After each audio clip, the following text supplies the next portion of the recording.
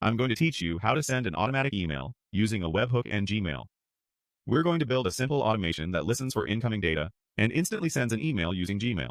By the end, you'll have a quick, reliable way to email someone the moment a webhook receives information. Start by clicking Create Scenario. This opens a blank workspace where you can design your workflow. Think of the scenario as your automation canvas. You add a trigger to start things off, and then add actions that happen in response. Keeping your scenario clearly named will make it easier to find and update later. Next, add a webhook trigger. The webhook is what waits for incoming data from another app or service. When you add it, you'll see a unique URL generated for your scenario. That URL is where data will be sent. The trigger will capture whatever fields arrive, like an email address, a subject, or a message body. Make sure you know what fields your source will provide so you can use them effectively in the next step. Now add Gmail and choose Send Email. Connect your Gmail account if you haven't already.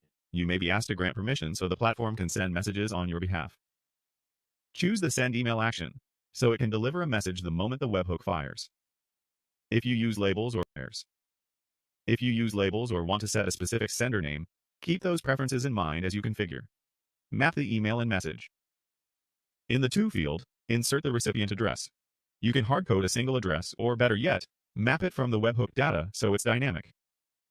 Add a clear subject and then write your body. If you prefer, switch to HTML mode for richer formatting.